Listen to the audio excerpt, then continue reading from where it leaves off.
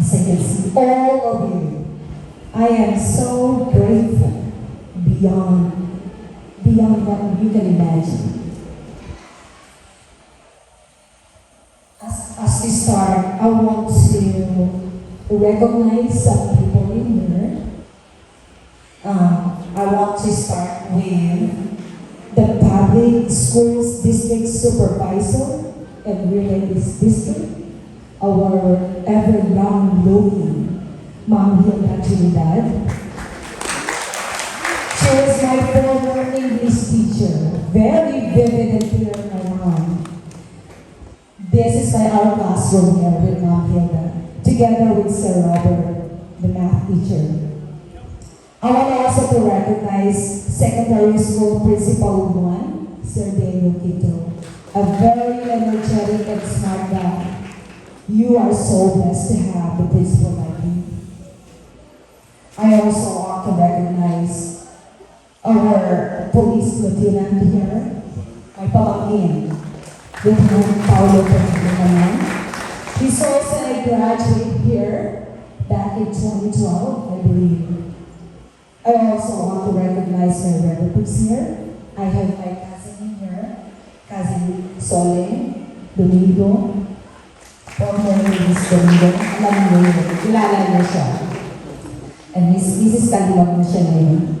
I also want to recognize my mama, Mama Sean Balungan, a former teacher, my mother-in-law, Mama Feli, my family here, my husband, Erwin, and my 4 kids. I also want to recognize Kagawa, the barangay officials, the teachers, very, very active and smart teachers. I truly believe on you. And I also want to recognize, most especially, the parents. Magandang umaga sa inyo lahat. Indeed, it's such a blessing. I cannot really mention how blessed I am to be standing here, to come back and stand up in front of you. I am a graduate here back in 1997, just like you guys. And you are so blessed to have this. You don't have this back then. Meron lang yung parang tapang. Yun ang naaalala ko. Yeah, palayang. Yung, daon ng nyog. Yeah, you know what, when I came here, I said, I'm looking forward to see that again. I miss it. I'm looking forward to see when I came here, I was disappointed at first. Ay, wala, hindi na wala na yung ganon. But then, you are so blessed to have this. As you celebrate your life, this is a huge milestone of the lives of you graduates. And to finish high school is such a blessing. This is your second stage of your education.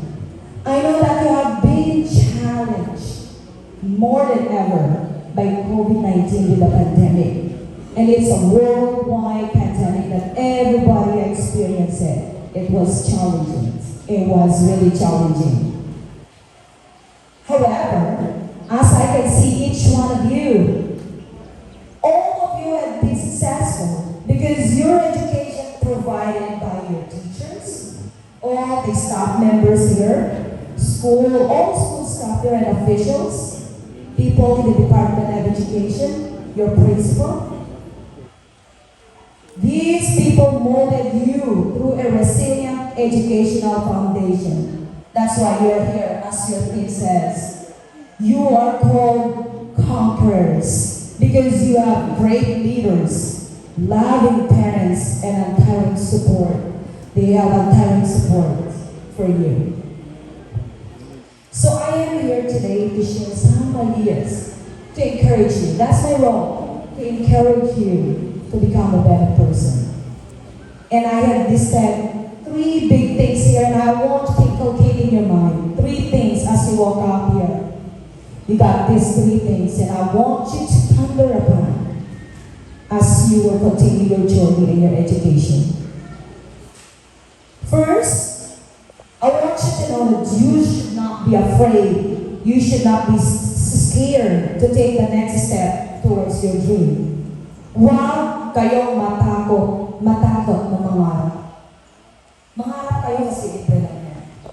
I started my dream like that. Back when I was high school, I become emotional now. When I prepared this speech, it was in the middle of the night at 12. Kasi merong jet lag pagdating ko dito. So I cannot sleep. So I chose to do my speech. Tumutulo ang luha ako. It went back. Lahat ng experiences ko dito sa Magallanes High School is very memorable. Very clear nangyari sa akin dito sa school na to. 4 years being molded by these teachers. Nawala na yung mga teachers dito. Mabuti na dito si Ma'am Yuna. She's one of my inspiration. Ako ay tulad niya rin na nakupo dyan lang noon. Dito sa eskwelahan na to. Ako ay punong-puno ng pangarap din, kagaya niyo. Pangarap na, maiahon ang buhay ko sa kahirapan.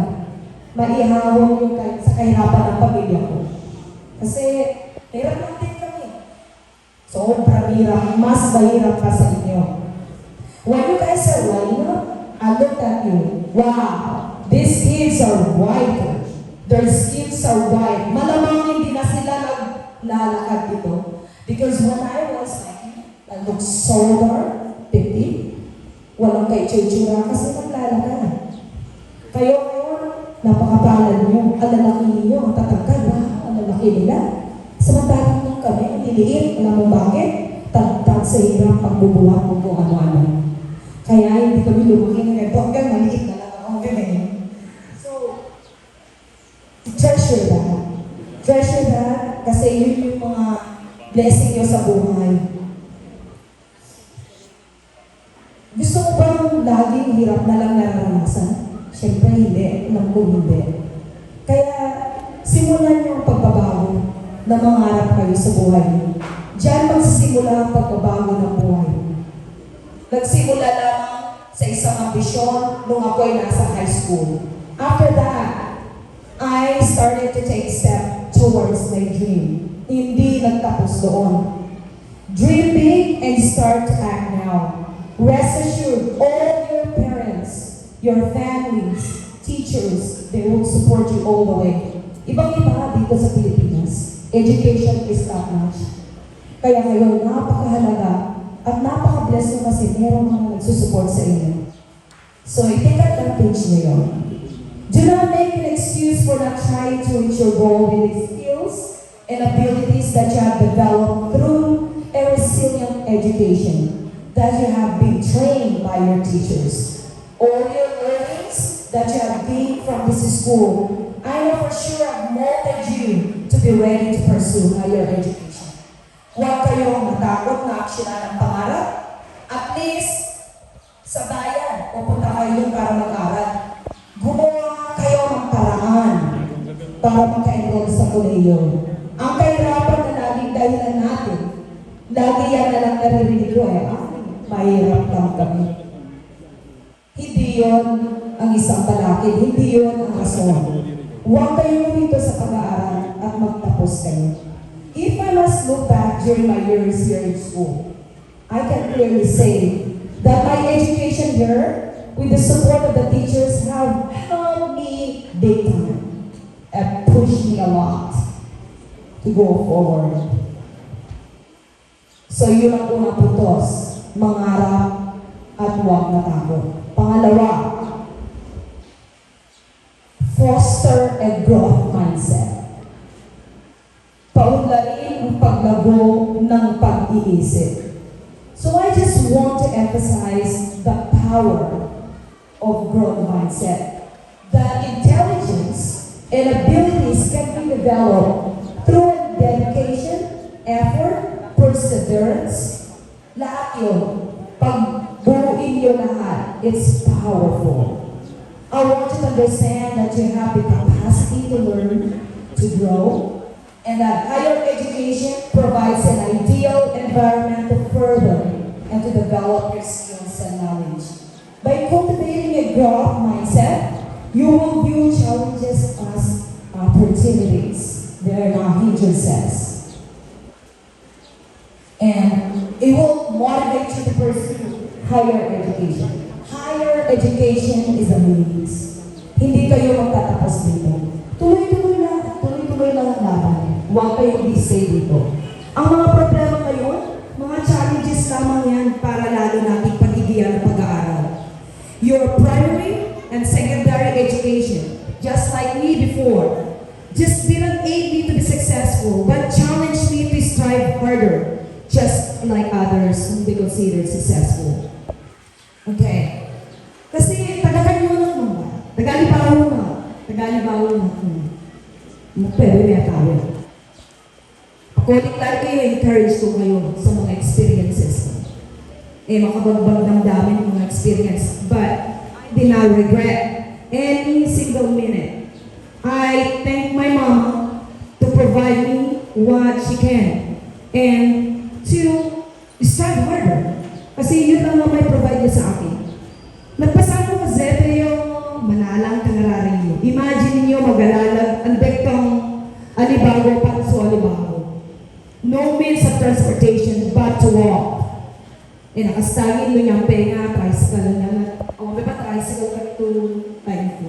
Niyang jeepin, nakastagin. Apa ka manalan. Back in the day, when I came back here, kasi sa mola uli ang labek ko siya. Kasi nagidalan ng kasta. Semento pa yun. Katutay ko, rough road yan. Maalikabok. I had a sickness developed by the dust. Yun yung hika. Nagkahika ako dahil sa dust. Alikabok. Yan ang mga experience ko. 4 na beses yan. Pupunta na ng school. Lakad lang. Ang dadaanan ko pa ngayon noon lubak-lubak. Madaming mga, yung mga bato. Ito pa, kapag umuulan, di ba? Basta-basta lang ba na anong mangyayari sa'yo pag umuulan? Siyempre, lumabasa. Hanay ko ako. I'll get my slippers. Manalan lang ka, wala tayo. Isipin mo yun, siya na bato-bato manalan ka from here to, sabihin ko na lang Maracu. Kasi aram hindi kami ka Maracu. Dalanan mo na yun, wala singilanan. Dahil wala namang ibang means. Diba? Kapag umuulan, ano mangyayari? Back in the days, ang daming kalabaw dito. Maraming mga tayo ng kalabaw. At pagkapakan ngayon, wala kang ibang choice. May tayo ng kalabaw, may dumi ng ng mga iba't ibang hayop, ng aso, may dumi ng baka. Siguro may dumi na rin ng tao. May choice ka ba? Wala. Kasi ano ka rin papasak ka ito uniforme, manala na si Mama Ashon, pilit niya rin ako na pinapasama sa mga Girl Scout. Back in the days, when I saw those with honors, you're so blessed. In my time, there's only 5, top 5. Section A, Nelay Pilienda. At tamataanin na pera ko tawan ng extracurricular ko. Kumama, bonan na pera niya, jamboree ka, nasa puntos na yan. Dalo pa rin ang bonan, matanag na kalitapuan. Very determined back in the days.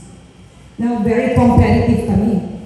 Yung mga overall grades namin, points lang ang naglalaban niya. Hindi 1 point, hindi yung 95 tapos 94 na overall 95. 95.8, 95.7. Kaya wala extracurricular, matanag ka. So, idamadango ko pero ni ina, mga bola na pa yun. O sumo ka, maggatod. Nunyan, so pepapong ko nito. So just this, there was someone who sponsored naman na pa na peso na puntos ko. Yun yung mga experiences ko na hindi ko makalimutan. Kasi sinasabi ko sa mga anak ko that they don't believe. They say, really? Yeah. Ngayon, hindi ko lang kayo ma-inspire. May-inspire ko rin yung mga anak ko. Now is the time that I can stand before you guys, my 4 kids, na maniwala sila sa mga sinasabi ko ngayon. It's the truth. Kahirapan. Tapos, pag mag-birthday ka pa yan, naranasan mo pa yun, napasan ng Giuseppe, mag-birthday, lilipas lang. So, nung dakal ka pa yun, 7 years old, 12 years old, mag-party ka, so yung mamapay ka ng manok, native ang manok. Guwamoso na ka 3 meals. Kasi, bihira lang naman. So yung partek na pwede, barak ka, pwede yun. Maski nagkakalang niya, pwede yun. Taan lang kami pa magdarawahin. Napakaaraw kami pa. So, ang hirap ng buhay, undeniable. Okay lang maski ang Isiana. Naranasan ko rin magpakain ng baboy. Back in the days, nung nagkoleyo na. Yan na pa yung ko ni mama ni kami yung baboy, magbababoy. Ayan, marami kaming baboy. Pakain ka ng baboy. Pero habang nagpapakain ako, sabi ko, one day, I will not gonna do this. I will escape from this. I don't want this kind of life. I don't want to. And no one can do that. Hindi pwedeng gawin ng mama ko yun. I have to come out and do it. So marami pang maglinis ng dumi ng mga baboy. Kumuha ng gulay sa bukid. Nagpasama ko sa akin, nagbalangag. Kaya magbalangag tayo, ihon sa kato. Tutunganan na yan. Ata, ilutun-lutun, pagkakababi. Kukukihon, so na yun sa kumaro. Diba? Pakain ka ng baboy, halo-halo mo, para hindi magastos. Sinasabihan pa ako ni mama, uy, mag-absent ka ng kaso, maluwag ka niya, mamula ka naman. Sabi ko, I will never do that. Maski pa napanigatan mo, maski katagadugan mo, I will go to school. Hindi ko yung gagawin. Yan, may piyada yan. May piyada palutungan, PC, kita magkadyo absent. I never had absence here in high school. I never had one. Why? No, absent ka one day, matalang gusto ko na top mo. Kasi wala instruction mo eh. Malinso ako doon at tuldo mestra. Ang mo kazempe sa mga kuha niya tutor yourself. Self-learning. Masiyat na eh. Kailangan ko yung mestra. Ikikidok ko. Papapalentog ng tuldo na ko ma'am. Back in my days. Tuldo na pagkakyo absent. Marikakyo mali. Talaga ang nakiswela. Yan yung karanasan ko. Ang pangarap na makatapos sa pag-aaral. Ang pag-aaral lamang ang tanging paraan upang makaahon ako sa kahirapan. Hindi problema ang kahirapan kapag tayo ay determinado, may pagtitiwala sa Diyos. At ang kanggabay ng Panginoon ay magsilbing gabay nating lahat tungo sa inyong kaunlaran. Pangalawang puntos po yun. I-recap ko lang ha, kasi nakasta nga italuhan niyo ay mapanood din. Yung ikadwa, foster a growth mindset. Paunlarin ang paglago ng pag-iisip. Be open. Alam ko millennials kayo. I know how you guys think. You think differently. So do this. Mindset is a power. Pangatlo, I want to emphasize the power of resilience. It's very, very important. Ano yun? Ang katatagan ng bawat isa sa inyo, kailangan matatag. Matatag in the sense na you will not be shaken, you will be rooted on the ground kung anong problema ang dumadating. The power of resilience is the force that resides to each one of you as you've been a product of a resilient educational foundation, as the theme says. Para gawin ang lahat ng bagay para maging matatag. Matatag kayo sa lahat ng problema dumadating. Hindi kayo basta-basta magpapadala ng ano-ano, lalo sa mga problema na nakakaharap nyo, gaya ng nararanasan natin ngayon sa pandemya. I want to point out one thing in your generation, your social media. Social media is really big. Kahit dito rin eh, kahit sa baryo-baryo meron din social media. Minsan nakakasama din sa inyo. Technology is very good, but do not be slaves on that. Kapag nandyan na lang, magkikita kayo mga bata, umagang-umagang, naggagagano na sa cellphone.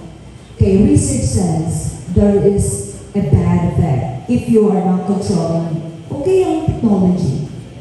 Yan ang mga sinasabi ng mga research. Na kailangan kayo ang master ng technology, not the technology being your master. Okay? Throughout your lives, okay, you will face setbacks, disappointments, and obstacles. But it is in those moments that your strength will shine. Embrace failure as a part of your life towards success and never lose sight for your dreams and aspirations. Trust in your abilities, believe in your potential, and remember that you have molded through a resilient educational foundation that had equipped you to overcome all the hardships in your life. Ako man din, ay isang ulila din. Ewan ko lang kung may mga ulilang anak dito. I became fatherless when I was 3 years old. And to think, I never saw the face of my dad. Yung papa ko never. He was also a former teacher here. 3 years old lang ako, 3 taong gulang na naulila. Anong kami mag-arwayo. Isipin mo na eh. Sige nga, visualize mo. Anong nga babarisang. 7 years old, panganay. 6 years old, pangalawa. 4 years old, yung ate ko. Ako 3 years old.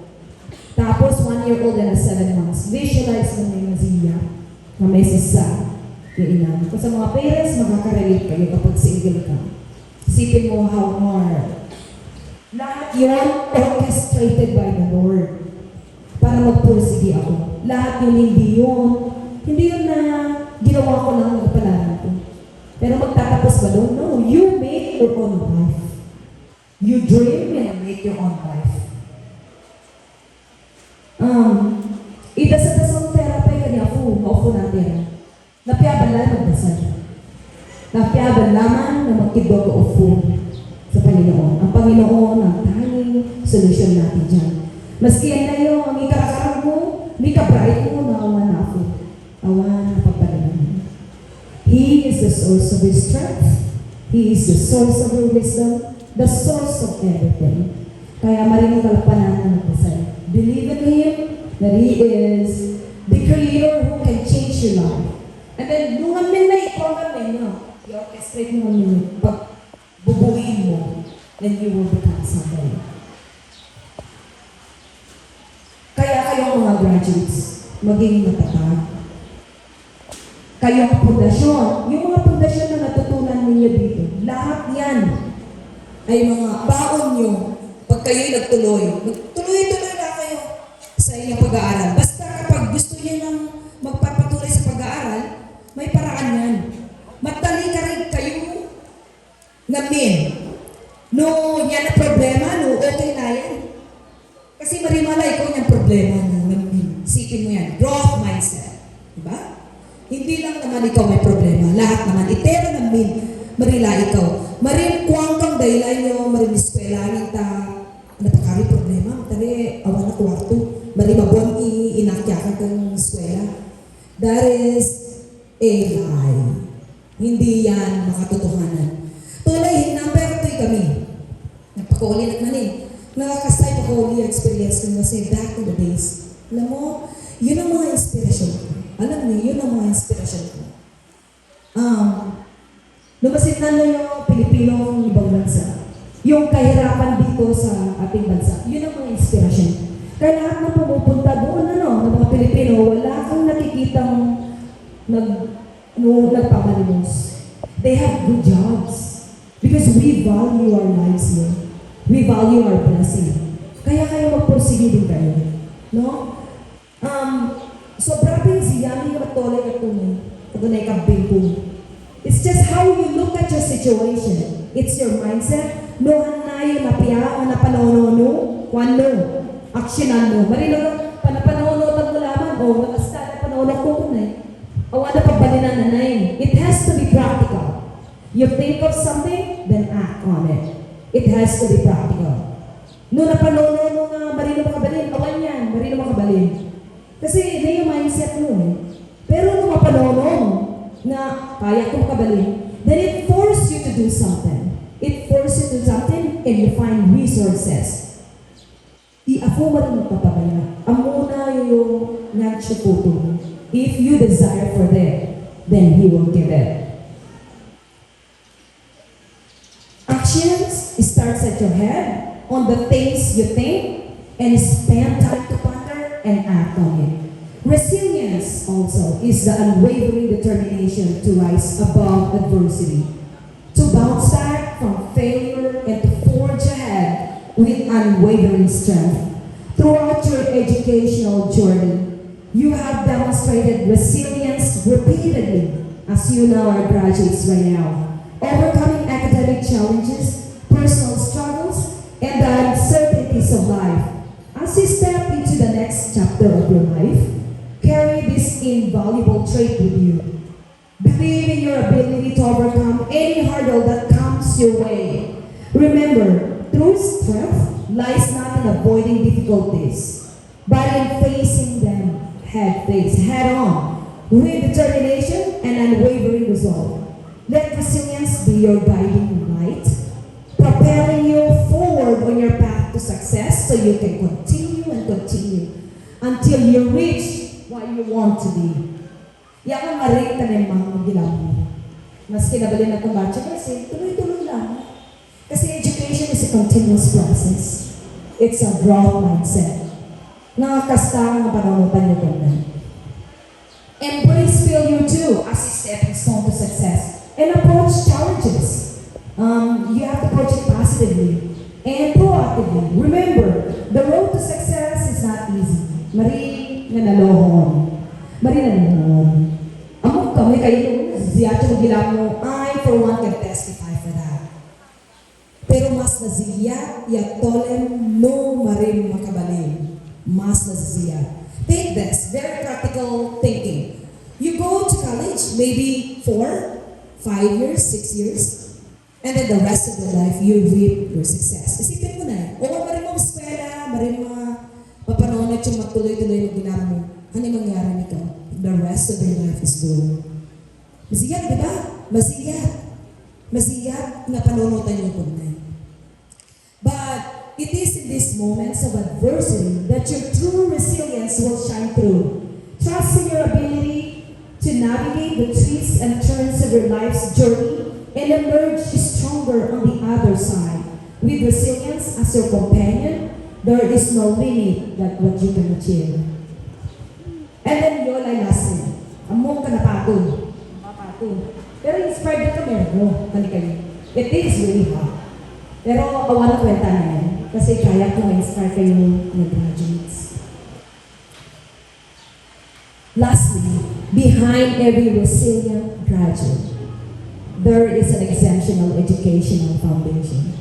And we owe this to your dedicated teachers, the staff members of this school, the child very talented principal nyo dito. You're very blessed to have him. Sila nag-challenge sa inyo intellectually. And more importantly, they instill to you the love of learning. Meron dapat yung passion ng learning sa inyo. It boils down to growth mindset. There should be that passion that continue to learn. Moreover, let us not forget the unwavering support of your parents. That's undeniable. Your parents and your families who have stood beside you, encourage you, and love you unconditionally. Their support has been a constant source of strength as you venture the ups and downs of your life. Yung masisiyak kayo agilamo, no? Nga kayo mo sa masasiyak mo marino natuloy-tuloy nyo. Marino ma-discourage. Marino magkulog-kulog. Basta abante lang abante. Nung nagtamali ka, hindi ka mo. Ay, malibalatan na yan. Nasoko nyo. Resokan na yun. Pumila mo man ba niya? De okay lang, itry na naman. Itry na naman, forward and forward. Marino mo mapasapasinan. Awan na mga lahat siya. Lumapulot tayo, Lumarino mo, puhutan mo. And that's the essence. Tuloy-tuloy sa pag-aaral at tuloy-tuloy din ang pagbabago ng iyong buhay. Okay, I'm going to conclude right now, my dear graduates. Cherish the moments, the lessons, and friendships you have forged during this incredible journey. Carry the torch of knowledge and the resilience that you have gained here as you embark your new adventures. Remember, you have the power to make your life better and even the best. And the power to lasting impact. Not only here in Barrio, in your in Bayan, Tugigaraw, Cagayan, and in the whole world. Magbalat ka na kayo ng main kanya pag ginano. Maraming salamat. Mabuhay kayo.